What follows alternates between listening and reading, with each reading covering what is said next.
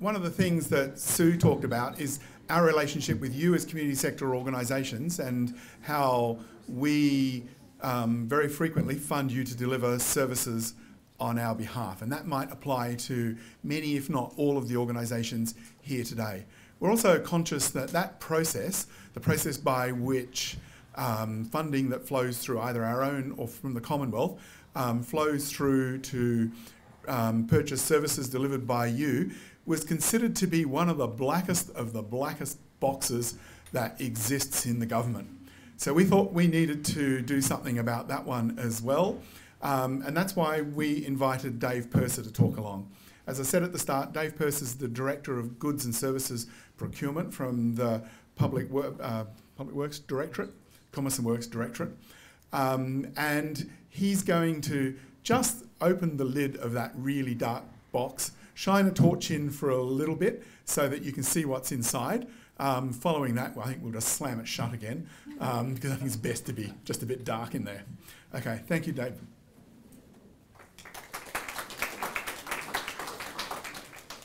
Thanks, Robert. Hi, everyone.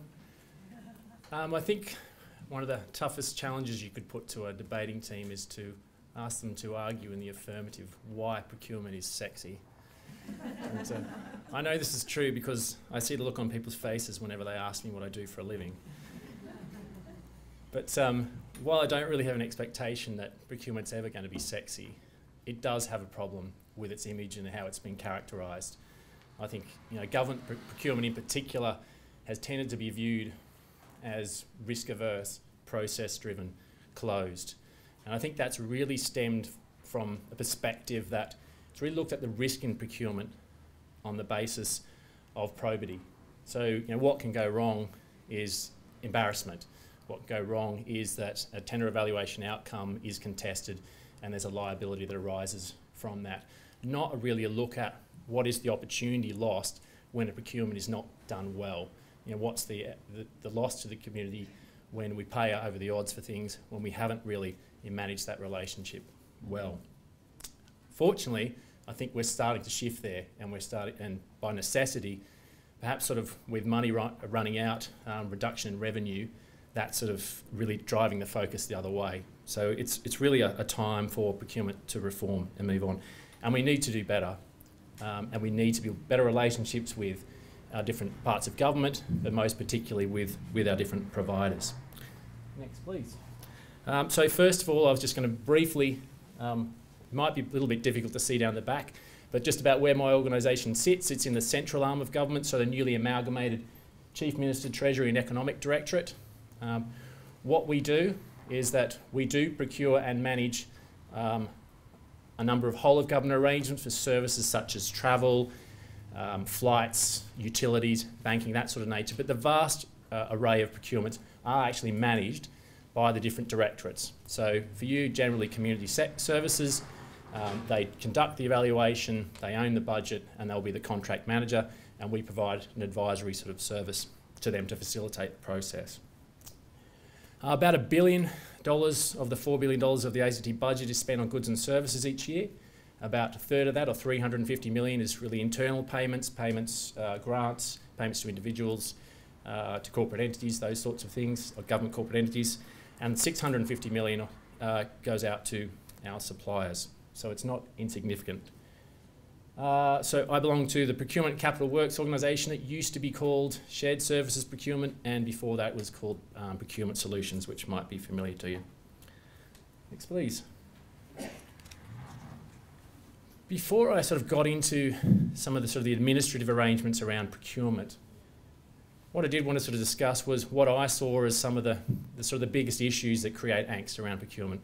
And I have sort of titled it Conundrums, and that's perhaps not really the right word, but I think in discussing them it might give you a bit of a sense of the mentality or the issues within government around procurement and the things that we really need to work on.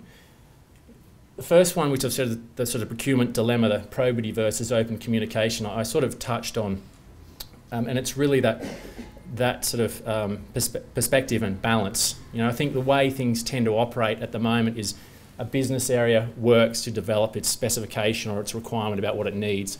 It sort of does that in isolation. then it sends it out openly to market. There's an opportunity for you to have a look at that document only at that point. You might be able to ask a few clarification questions through a formal process. You'll get a fairly sort of stiff, limited response. Tenders come in, our responses come in, they're evaluated again in a very sort of closed, isolated process. And quite often, in looking at those, we're sort of sitting there scratching their heads, sort of going, well, this isn't quite what we wanted, or geez, it's a lot more money than we thought. Geez, we would have done this differently if we'd sort of known. And it's that reducing the risk of procurement really is in making sure that you understand our need, that we've communicated that. Otherwise, cost, other requirements get built into it, and it's really a sort of a loss for everyone. So that's a real sort of challenge that we need to try and manage and get the balance right.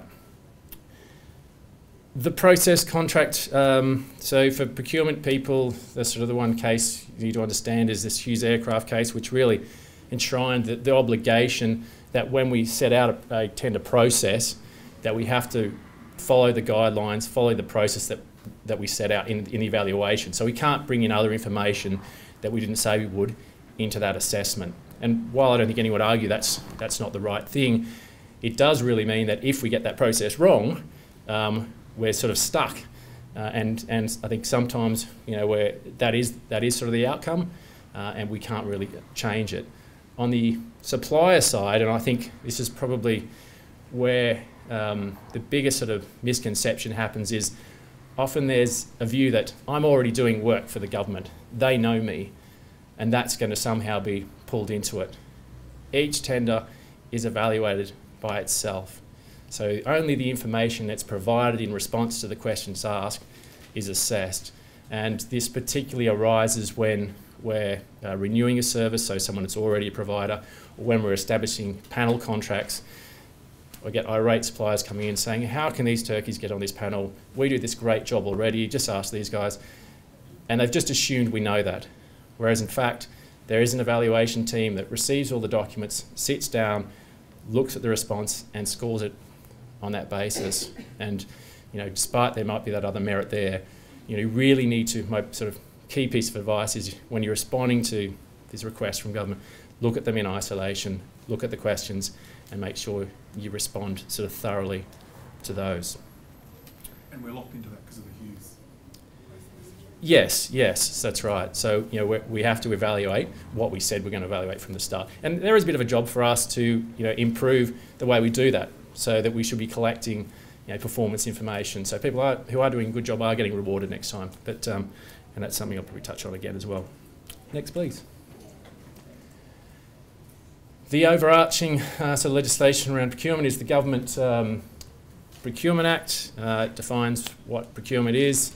The value for money principle, which is sort of the core driver for procurement decisions. I'll touch on that. And also, you might be familiar with the requirement to publish contracts. So all notifiable contracts, broadly contracts over 25,000, must within 21 days of contract execution be put up on our website. Within that, and that's the contract in entirety, there is provision for confidential text to be exempted or excluded, but things such as the value, the broad scope, don't fall within that exemption, but sort of specific items around methodologies or commercial rates and so on can be removed. So those contracts are always up there and publicly accessible. Next, please. So, value for money. That is, as it says, what must be pursued or evaluated in each assessment. And for those who can't see from down the back, sort of the four criteria that will be assessed in that are probity and ethical behaviour, risk management, open and effective competition, and optimising whole of life costs. So it isn't just lowest price. In practice, I think we need to be more mature in the way we assess some of those, particularly the last one, optimising whole of life costs. That's really where considerations, social benefits, sustainability, those sorts of things really need to be considered, and where we need to sort of mature in our evaluations. But that's in each assessment, that's what the delegate must sign off on to say, this outcome is the best value for money, considering those 4 points. Next, please. So how does the process work? Well, as I said, my organisation, the central organisation, facilitates, sort of centre leads procurement. We support the procurement process, the development of documentation, but those evaluation is undertaken by the business area that manages the work. So an evaluation team is established, generally just from that business area. Occasionally there'll be subject matter experts that'll be brought in to advise on technical matters, and they will just sit in isolation reviewing the tender submissions that come in, and only the information that we've asked for and the responses that have replied to those questions. Generally, there are a series of questions around sort of technical criteria, and they tend to be weighted. So they'll ask things around experience, capability, capacity, personnel, those sorts of things. They'll do an assessment, they'll give you a score, each of the members, they'll come to a consensus score on each of those, and that'll develop your total weighted technical score. So you'll have an assessment for that, and then you'll have price, which will be assessed separately. Occasionally, that will get rolled into the weighted evaluation, but only really for items which are fairly simple sort of items that have a high, sort of price component. So it's, if we're talking about something like pencils or something like that, there's not a lot of differentiation in the nature of the product. Price is really key. So I suppose for community services, it would be separate. And then the other thing that we pull into there is risk, and risk gets assessed. And so those items really get pulled together and form the basis of the value for money decision. There's been times previously where sort of formulas have tried to be applied. You get the technical assessment, and then you get your price, and you sort of roll one over the other. We're really trying to sort of move away from that because they tend to be misleading.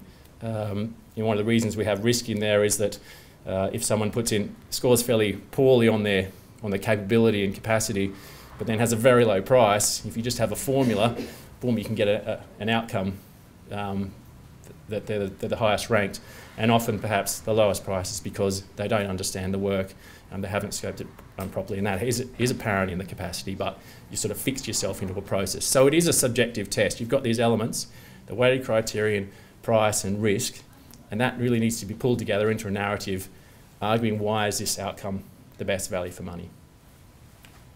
Next, please. Supporting the Procurement Act is the government regulation, and sort of the important elements of that is that it stipulates the thresholds for procurement and how they are to be conducted. And that sort of there's sort of two thresholds that really breaks it into 3 levels of procurement. The first is procurements for under 25,000. So the only requirement is that one oral quote is sought. So for any work under 25,000, the business officer is only required to seek that quote, record that, and go from there. The next threshold is between 25,000 and 200,000. The requirement there is to seek 3 written quotes.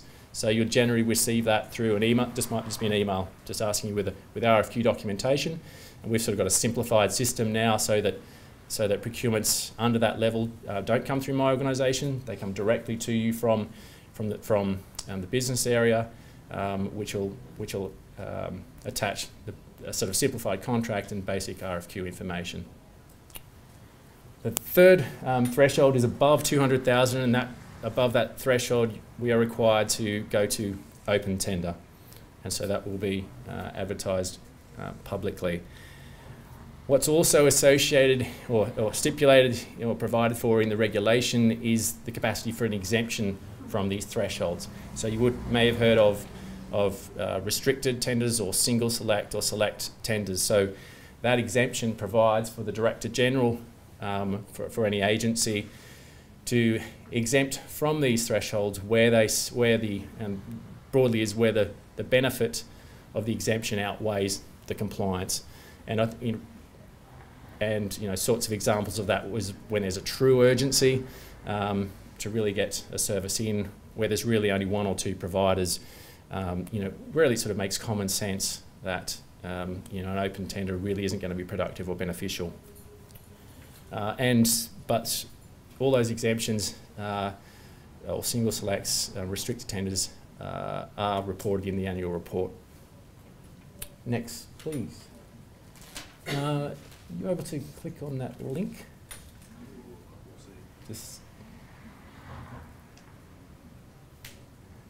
Okay, so this is our external website. It's still titled Shared Services Procurement, so it was only really on sort of the 7th of July that we shifted over to Procurement and Capital Works.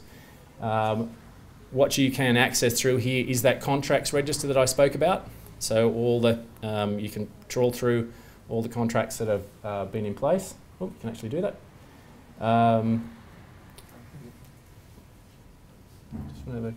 Yeah, so there's really sort of a search function there that you can step through, as I said, to find out whatever contracts have been let. Just go back to the other screen. You can. Oops. Can we go back to the website? Sorry.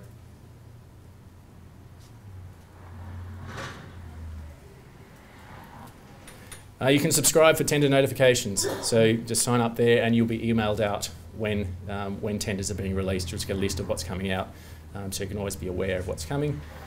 And also, there's also a tab there that which has Goods and Services Procurement Forecast. At this stage, that only tells you really the near-term future of procurements that are about to be released. So they're ones that have sort of reached my organisation, we're working on, and probably give you a sort of 1 or 2 or perhaps 3 month advance warning that something's coming to market. So they're sort of some of the useful items you can find from the website that's there now.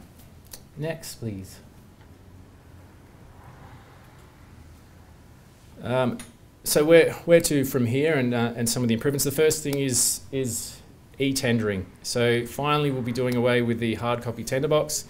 You'll be able to download your tender documentation, you'll be able to upload and respond to tenders electronically, save all that hassle of printing out and running things over and popping them in tender boxes. So that will be in for the next financial year. We'd hopefully, there's a tender process going on at the moment for that service. Hopefully we can get it started earlier than that as well, and that should sort of streamline the process and finally do away with the sort of the relic boxes that we have. The other thing is annual procurement plans, which again isn't particularly novel, quite common across other jurisdictions in the Commonwealth, which is putting out a 12-month forecast of all the procurements that we foresee going forward. And so there's been general agreement that we will issue that for government, and hopefully we'll have something in place in the next by the end of this calendar year. Next, please. Further on from that, really there are items that we're looking to really readdress that issue of communication. About, there's really a push for us to optimise the spend for that $650 million of spend. If we do it, if we improve by a fraction, there's so much money that we can save, redirect, we can do business better, and it's really looking at utilisation of technology, changing our approaches, so we can have those conversations about what the need is and how we respond. So yeah, e-procurement tools are things that we can do to support that. Things such as social media enable us to do that sort of broadcast where there's that concern about when we enter a tender process, or we can't say anything because if one supplier finds out and another doesn't, then they're disadvantaged. The sort of broadcast comms that we can utilise to keep that sort of conversation going and increase the understanding and reduce the sort of level of risk.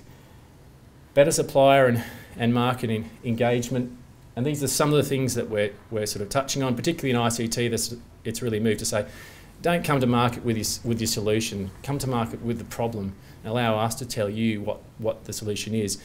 And that's really dependent on us having sort of those pre-engagement discussions, talking about it before we release a tender, trying to get that sort of understanding so we can have that communication about what options exist, so we can best shape and we can understand about what capabilities is out there to serve those needs.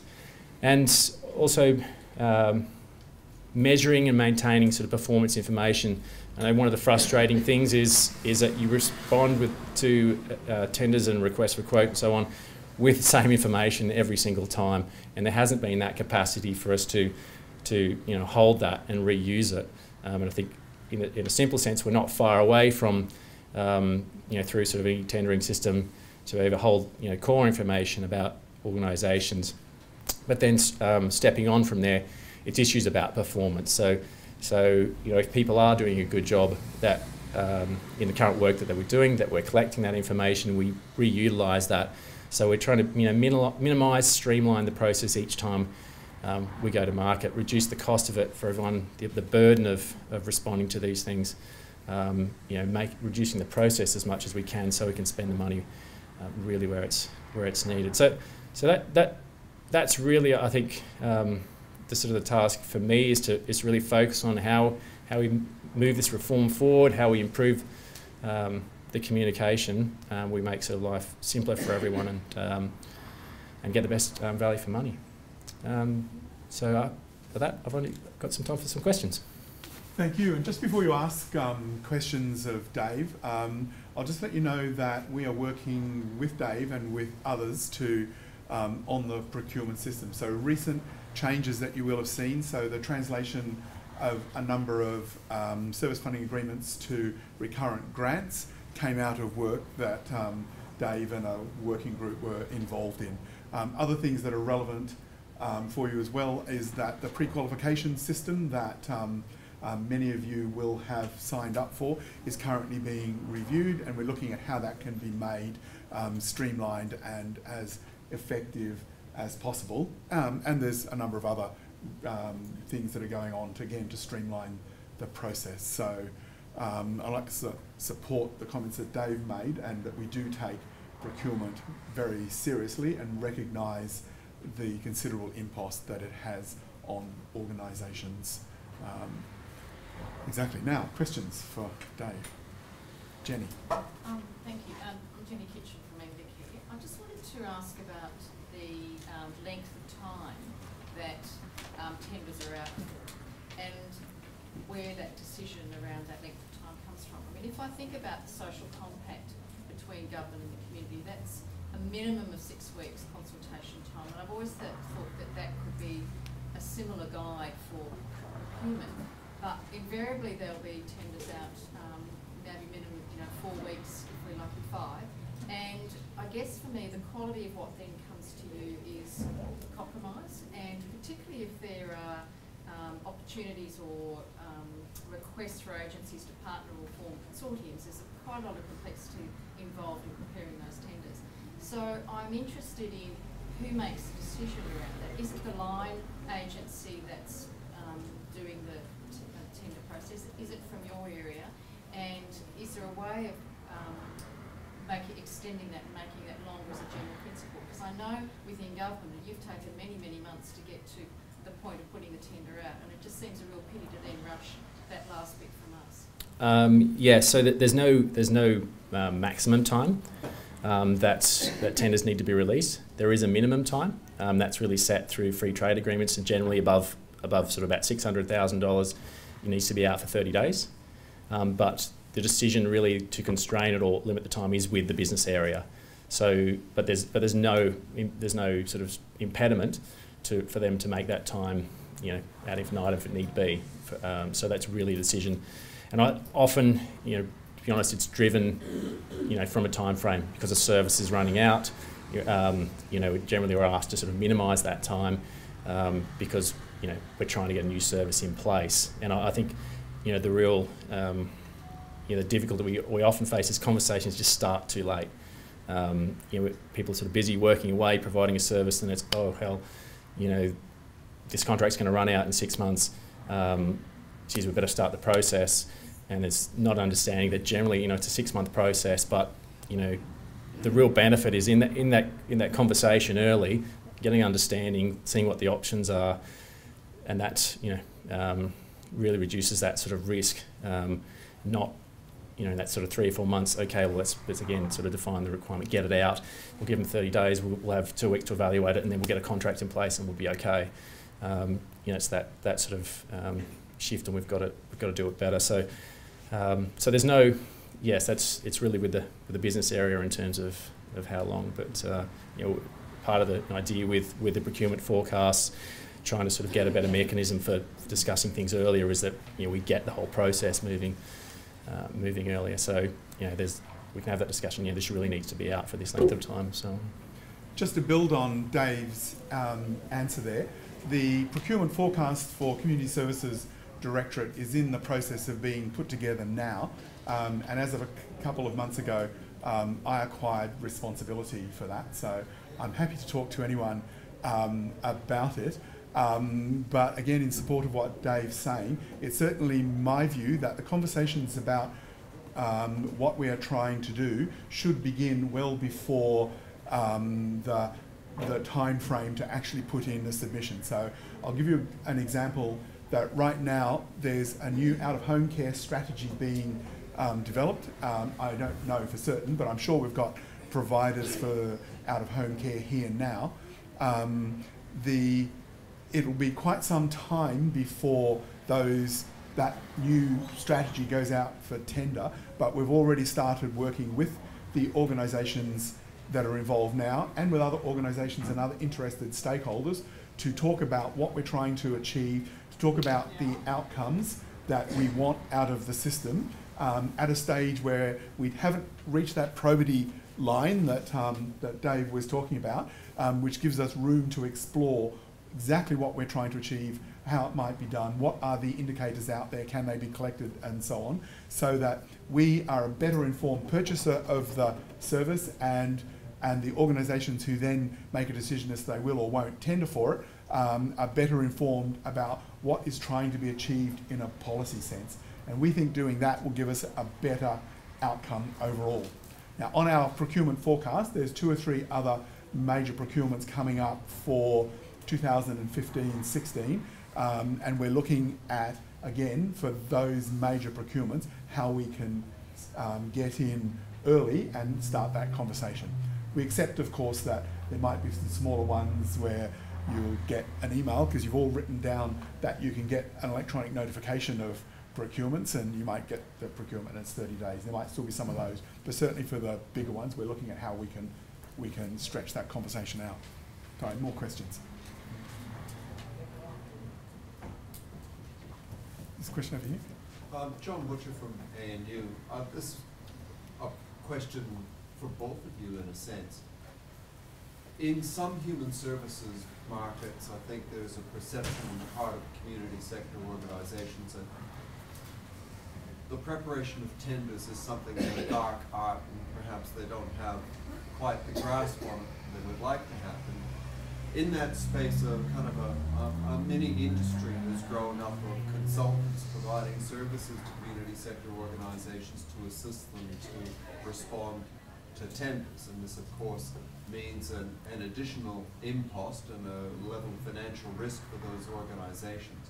But I wonder whether it also has some implications for the purchaser in terms of what it might suggest about assurance in relation to the claims made by the tenderer being filtered through a consultant who's trying to second guess what the right answer might be. Do you want to go first? Yeah, I suppose one of the things we're sort of trying to shift away from is a sort of a formulaic approach that in each instance, we go through the same process, we prepare tenders in the same way.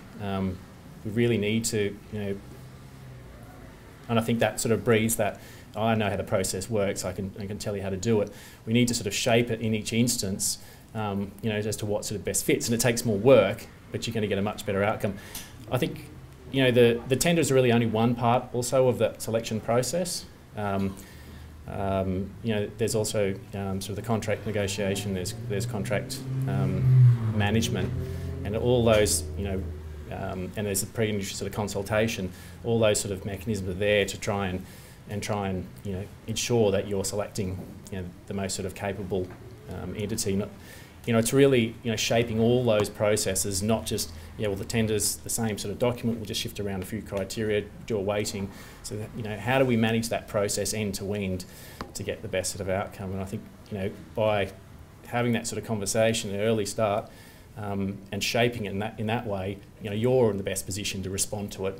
You don't really need someone else to sort of come and tell you this is how the process works. So that's really, I think, the shift that we're trying to sort of affect. Just to build on Dave's answer, for myself in procurements that I'm involved in, I like to, first of all, ask questions in the procurement that will get behind the sorts of things that a professional tender writer will write.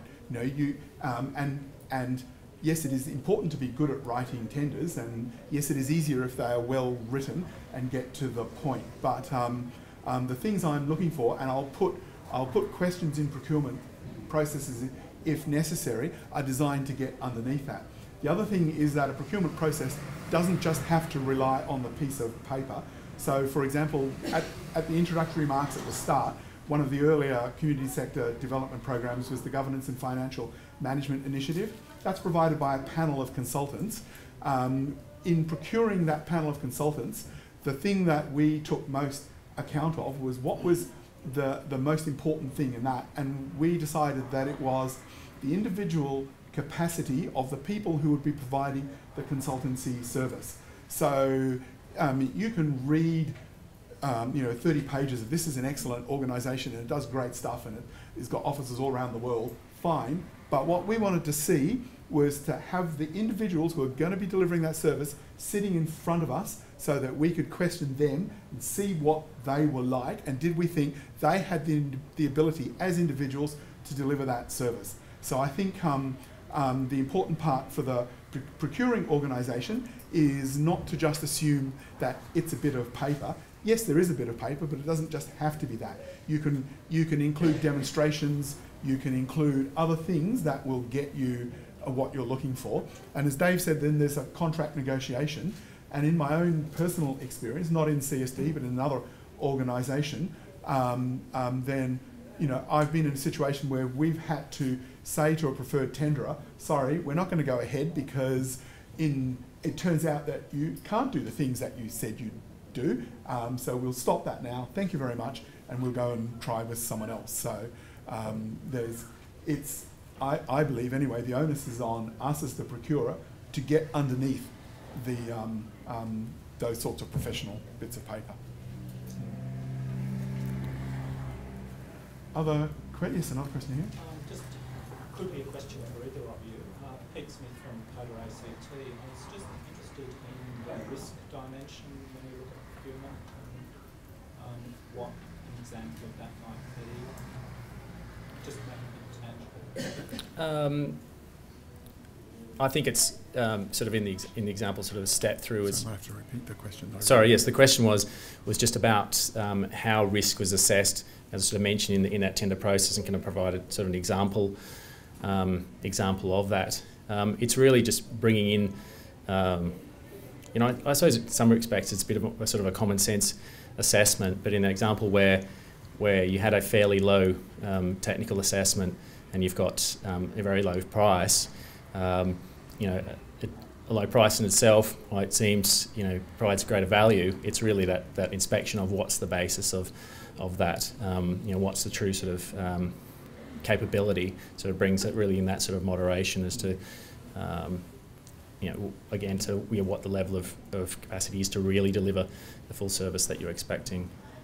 And it's a difficult question in a sense because it's very specific to whatever it is you're doing. But as an example from a different field, when I was doing IT procurement in the past, then one of the things we would look at is, for example, is in thinking about risk is if we want to enter into a relationship with a provider, then what is their development path for their technology, and does it match where we want to go? And if the two are going in different directions, then that might be right for us now, but it might not be in a couple of years.